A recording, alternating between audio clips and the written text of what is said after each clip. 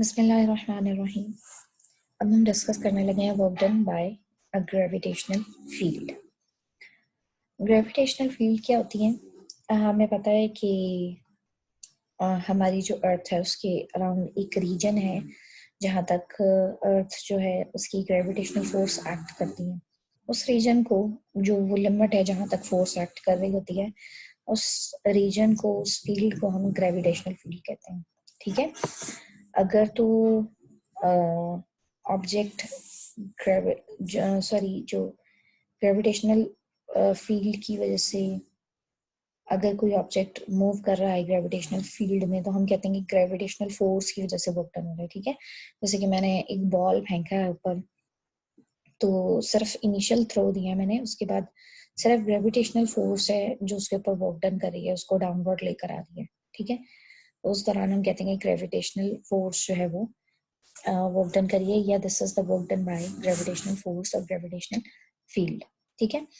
इसमें एक चीज आपने याद रखनी है कि अगर डिस्प्लेसमेंट ग्रेविटेशनल फोर्स की डायरेक्शन में कवर होगा तो वर्क डन पॉजिटिव होगा, और अगर against the gravitational field cover होगा तो वो नेगेटिव होगा। ठीक है। तो हम इसको डिटेल में देखते हैं कि ग्रेविटेशनल फील्ड की वजह से जो वर्क डन होता है वो किस तरह से कैलकुलेट किया जा सकता है, या क्या वैल्यू आती है उसकी। तो सपोज करें हमारे पास एक मास m है। ठीक है। जिसको हमने पॉइंट ए से पॉइंट तक लेके जाना है, पॉइंट ए से पॉइंट बी तक लेके जाना है कांस्टेंट वेलोसिटी के साथ। ठीक है। और जो फोर्स उसके ऊपर एक्ट कर रही है that will be the gravitational force. ठीक है। उस ग्रेविटेशनल फोर्स की वजह से जो वर्क डन होगा हमने वो कैलकुलेट करना है। ठीक है। अच्छा, एक चीज तो ये कंफर्म है ना कि जो ग्रेविटेशनल फोर्स किसी भी मास के ऊपर लग रही होती है उसके वेट की फोर्स बन जाती है। ठीक है। यानी कि mg हो जाती है। ये चीज आप लोगों ने जहन में रखनी है। अच्छा, अब पॉइंट ए से बी तक जाने के लिए ऑब्जेक्ट जो है वो मल्टीपल पाथ्स अडॉप्ट कर सकता है। इसमें आपको 3 डिफरेंट पाथ्स दिखाए गए हैं। एक ये देखिए, ए से डी एंड देन डी से बी। ये हो गया आपका पाथ 1, यानी कि ऑब्जेक्ट ए से बी तक जाने के लिए पहले ए से डी तक जाएगा और फिर डी से बी तक जाएगा। ठीक है। दूसरा पाथ जो आपको दिखाया गया है वो ऑब्जेक्ट पहले ए से सी पॉइंट तक जाएगा और सी से बी तक जाएगा। और जो तीसरा पाथ है वो कोई भी रैंडम पाथ बीच में ले सकता है, वो ये है, इससे आपको दिखाया गया है पाथ 3। ठीक है। तो हमने इस एग्जाम्पल के अंदर 3 डिफरेंट पाथ्स लिए हैं, पाथ 1, पाथ 2 एंड पाथ 3। ये आपको फिगर में क्लियरली नजर आ रही है। ठीक है। हम क्या करते हैं, बारी बारी इन तीनों पार्ट्स का वर्क डन कैलकुलेट करते हैं और देखते हैं कि क्या रिजल्ट आता है। ठीक है। तो सबसे पहले जो है वो हम पाथ 1 कंसिडर कर रहे हैं, ए डी बी। इस पाथ को हम 2 हिस्सों में डिवाइड कर देते हैं। पहला हो जाएगा ए से डी और फिर हो जाएगा डी से बी। तो इस टोटल पाथ 1 का जो वर्क डन होगा वो होगा work done during A D plus work done during D B. इन दोनों पाथ का जो वर्क डन है वो सम करेंगे तो टोटल पाथ 1 का वर्क डन आपके पास आ जाएगा। अच्छा जी, अब ए से डी तक का जो पाथ है उसका हम वर्क डन देखते हैं क्या होगा। देखिए, ग्रेविटेशनल फोर्स जो है वो डाउनवर्ड एक्ट कर रही है। ठीक है। और जो आपका डिस्प्लेसमेंट कवर हो रहा है वो हॉरिजॉन्टली कवर हो रहा है फ्रॉम ए टू डी। तो इन दोनों के बीच में जो एंगल बनता है वो 90 डिग्री का बनता है। ठीक है। और cos 90 जीरो हो जाएगा, तो work done during A to D path is zero. तो यहाँ आपको जीरो लिखा नजर आ रहा है। ये देखिए क्या इक्वेशन है, डब्ल्यू ए डी बी, यानी कि पाथ 1 इज इक्वल टू, यहाँ पे आप खुद लिख सकते हैं W A D plus W D B. तो डब्ल्यू ए डी जो है वो जीरो हो गया। ठीक है। अच्छा, फिर उसके बाद डी से बी की तरफ जब जाएंगे, अब देखेंगे ग्रेविटेशनल फोर्स डाउनवर्ड है और डिस्प्लेसमेंट अपवर्ड कवर हो रहा है। तो इन दोनों के बीच में जो एंगल बनेगा एफ और डी के बीच में वो 180 होगा, और cos 180 -1 होता है। ठीक है। तो आपका जो वर्क डन है वो अब नेगेटिव आएगा। और दूसरा भी हमने पीछे पढ़ा भी कि अगर displacement against the field cover होगा तो वर्क डन नेगेटिव आएगा। ठीक है। तो वो हमने रीजन भी देख लिया कि थीटा की वजह से भी नेगेटिव होता है। ठीक है। तो वर्क डन जो है वो हो गया -f × d। अच्छा, अब एक और चीज नोट करें कि ये जो डिस्प्लेसमेंट कवर हो रहा है डी से बी की तरफ, ये एच के बराबर है। ये हाइट एक्चुअली है ना, तो इसलिए इसको एच से रिप्रेजेंट किया हुआ है, और एफ की जगह एम जी आ जाएगा। तो आपके पास जो वर्क डन बनता है that becomes minus M G H. ठीक है, एक जीरो हो गया और दूसरा वर्क डन आया माइनस एम जी एच। दोनों का सम किया तो इस पाथ वन का जो टोटल वर्क डन है वो हमारे पास आ गया माइनस एम जी एच। ठीक है, अब हम पाथ टू यानी कि ए सी बी पाथ की वजह से जो वर्क डन है वो कैलकुलेट करते हैं कि W A C B calculate करने जा रहे हैं। ठीक है, तो इसको भी दो हिस्सों में डिवाइड करेंगे। पहला पाथ होगा ए से सी की तरफ और दूसरा होगा सी से बी की तरफ।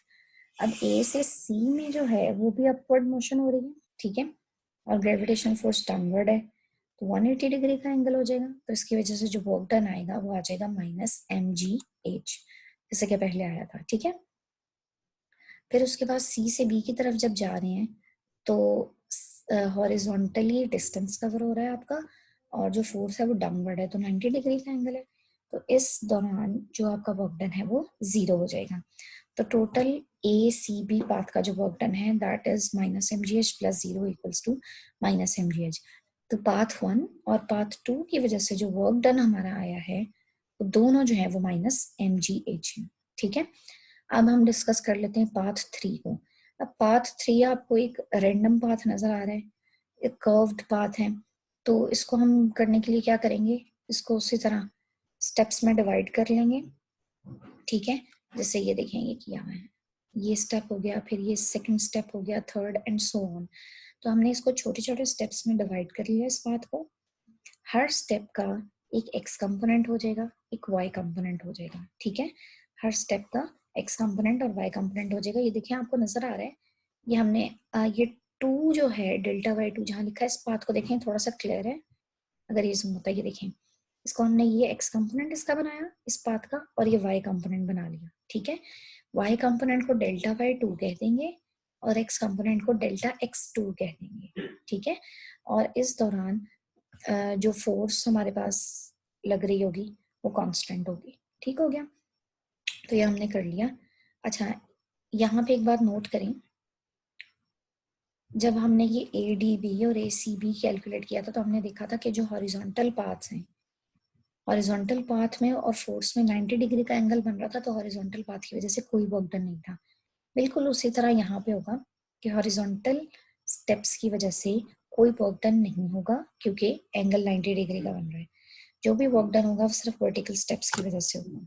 ठीक है, अच्छा, तो ए से लेकर बी तक जितना भी वर्क डन है वो सब वर्क डन को, जितने भी स्टेप्स बनाए हैं, हर स्टेप के दौरान जो वर्क डन होगा उन सबको सम करेंगे ना, तो वही काम इधर किया हुआ है।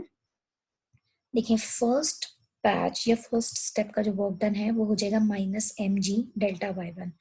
माइनस एम जी इसी वजह से आया है कि डिस्टेंस अपवर्ड कवर हो रहा है, फोर्स डाउनवर्ड है। ठीक है, इस वजह से 180 डिग्री का एंगल हुआ तो माइनस साइन साथ आ गया, minus M G delta Y one. दूसरे के लिए क्या होगा, minus M G delta Y two. तीसरे के लिए क्या होगा, minus M G delta Y three and so on. तो माइनस एम जी इन सब के अंदर कॉमन आएगा, उसको हमने बाहर निकाल लिया। ठीक है, अच्छा एक और चीज नोट करें, ये देखें डेल्टा वाई वन ये छोटा सा, फिर उसके बाद delta Y two, delta Y three, delta Y four and so on. तो इन सब डेल्टा वाइज को जब आप प्लस करेंगे तो ये टोटल हाइट के बराबर आ जाएगा। ठीक है, तो इसीलिए ये जो अंदर सम आ रहा था वाइज का, डेल्टा वाइज का, इन सब को हमने बराबर कर दिया एच के। तो हमारे पास ओवरऑल डब्ल्यू ए बी का क्या फॉर्मूला बन गया, पाथ थ्री का क्या फॉर्मूला बन गया, W A B equals to minus M G H. तो यहाँ से हमने देखा कि थर्ड पार्ट का भी जो वर्क डन निकल रहा है, नेट अमाउंट निकल रही है वर्क डन की, that is M G H.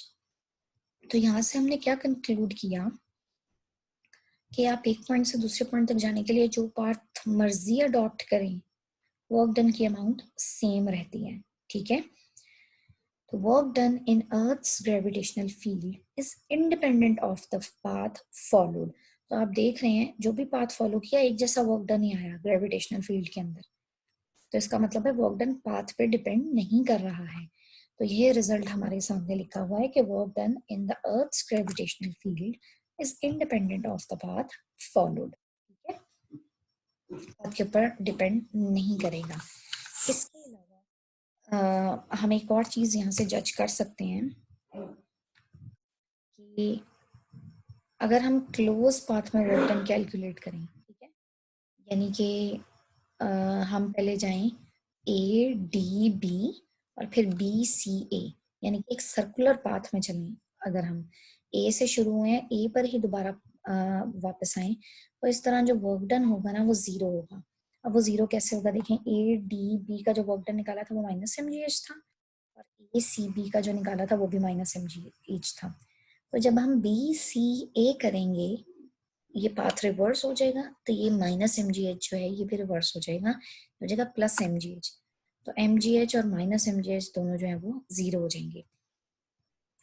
तो यहाँ पे यही लिखा हुआ है the work done along a closed path such as A C B A और ए डी बी ए।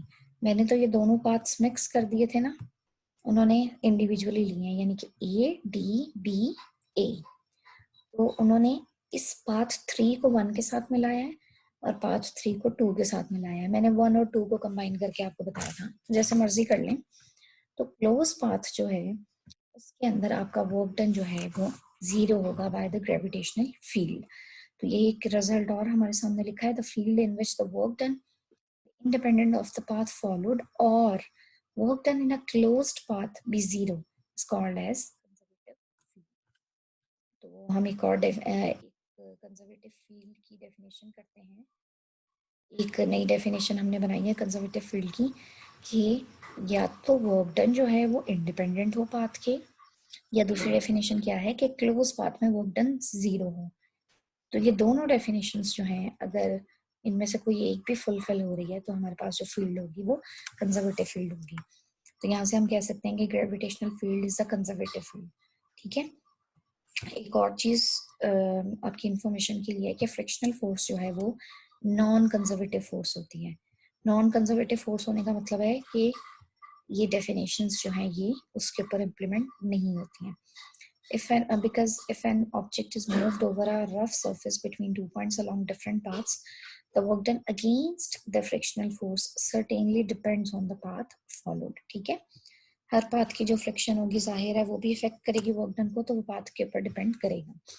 तो यहाँ से हमने कंक्लूजन निकाला कि ग्रेविटेशनल फील्ड की वजह से जो वर्क डन होता है वो इंडिपेंडेंट है पाथ के, और इसके अलावा हम दूसरी तरह ये भी कह सकते हैं कि क्लोज पाथ में वर्क डन जीरो होता है। लिहाजा Earth's gravitational field is a conservative field. Thank you so much.